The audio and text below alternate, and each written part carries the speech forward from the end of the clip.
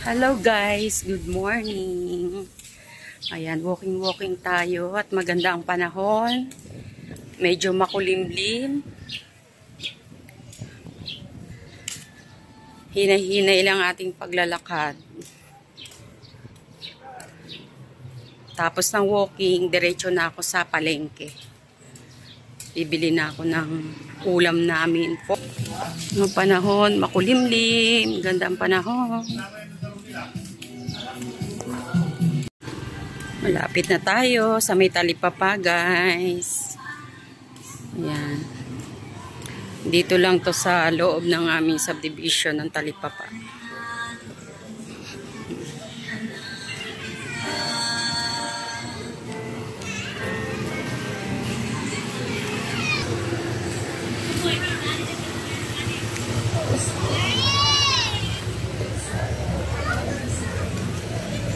Ingat tayo guys, mukhang may bagyo na naman daw.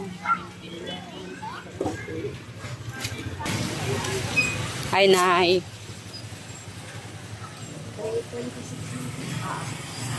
Bibili tayo ng manok. Magkano manok na yun, Nay? Ay, yung tamang laki lang. Sige nga, tignan mo ako magkano yan.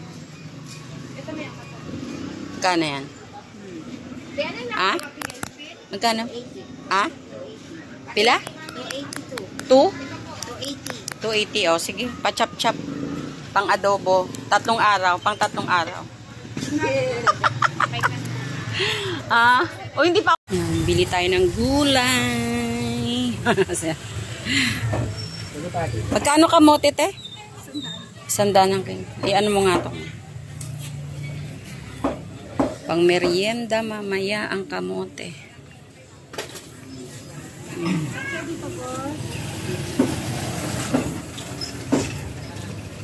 Madam.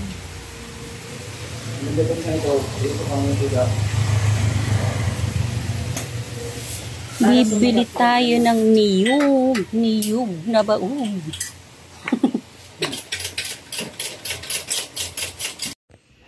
Hello, ayan. Na-prepare ko na ang ating lulutuin.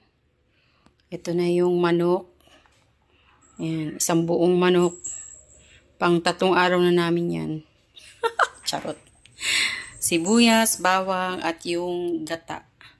Ayan, ang lulutuin natin ngayon ay adobong gata. Adobong manok sa gata. Ayan. Bali, ito na yung ating kawali na may tubig.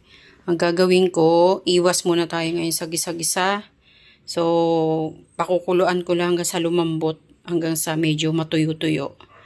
Ayan, para iwas mantika kasi manok mataba na yan eh. Okay guys. Siyempre, lalagyan natin yan mamaya ng paminta. Ayan, tsaka ito, laurel. Ayan. At syempre, suka. Ayan, huwag natin kalimutan yan.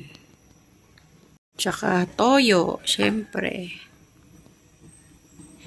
Yung gata natin, pinapiga ko na yan sa palengke. Ayan. Kaya, naka-ready na yan. Ayan, nilagay ko na yung manok, sibuyas, tsaka bawang. Palalambutin na lang natin yan mamaya. Hanggang mamaya. Ayan, kumukulo na siya. So, palalambutin pa natin. Nilagay ko na yung gata ng kalahati muna. Pag medyo natuyo na siya ulit at malambot na, ilalagay ko yung natirang gata. Ayan, konting kulo pa at maluluto na ang ating ulam for lunch. And syempre, dinner na rin. Konti na lang. Konting minuto na lang. Ayan guys. Medyo natutuyo-tuyo na siya. Ayan. Lapit na yan. Ayan. Luto na yan. Let's go! Titikman na natin yan. Puhusgahan na natin ang aking luto. Okay guys. Ayan na. Luto na yung ating adobong manok sa gata. At ating huhusgahan na. Kain na tayo, guys. Tikman na natin ang ating niluto. Cheat day ako ngayon sa chicken.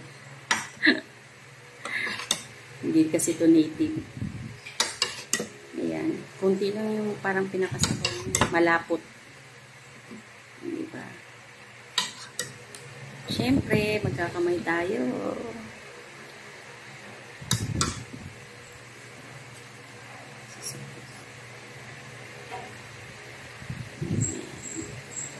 Ayan.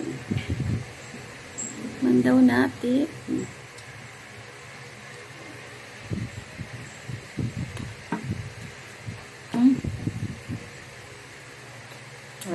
Quality. Tignan natin yung reaction niya. Ni ate mamaya kasi hindi siya ng pan ng nyug. Ayaw niya ng mga nyug. Eh ngayon ito adobo. Yung favorite niya yun, adobo. Pero hindi ko sasabihin na may niyog. Tignan natin yung reaction niya. Kain tayo. Sarap. Nauna na akong kumain kasi tulog pa sila. Galing night shift. Mamaya pa yan sila kakain.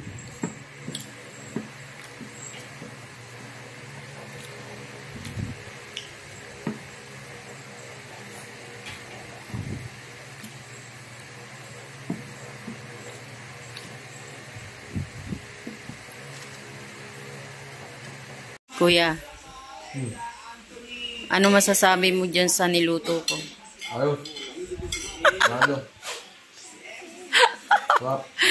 Hindi ko alam kumakain ka na pala eh. Mauubos na, tsaka naghingi na reaction. Tanggalin yung ilaw. Sayang di natin nahuli kung gaano karami yung kinuha. Ayos lang ba, ayos? O gutom ka lang? Salamat. Hintayin natin si ate. Magaling na mag-asawa. Ay, yun lang. Negats tayo dyan. Ayan na, dito na si ate. Kumakain na rin siya. Nakaiba yung lasa. Ang lasa? Yung totoo. Totoo nga, ito nga totoo. Ano nga? Anong lasa? Sarap nga. Ano ba kung ano yan? Ano, hulaan mo? Yan ay adobong manok sa gata. O, di ba? Hindi ka mahilig sa niyog. O, yan. O, di ba? Ayan. Ayan. Mapaparami ng kain yan. Salamat. Thanks, ma. Ayan. Inabot pa ni Bunso for dinner. Ano masasabi mo, Bunso, sa aking luto? Speechless. Paus.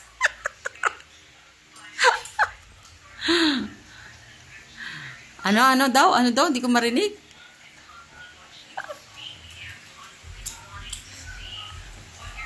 Speechless. Senyas na lang. Sarap. Paos po siya, paos. Okay. Yes, request niya yan talaga noon pa. Magluto daw ako ng ganyang ulam. O, yan. Ngayon lang nagkaroon ng time. Sabaw. Salamat. Eat well. Enjoy your meal. Quality ah. Dinner na yan. O, diba? So, ayan na nga guys. So far, nagustuhan nila ang aking luto. Ayan. Have a blessed Monday sa lahat. Ingat po tayo palagi. God bless us all. Thank you for watching. Bye!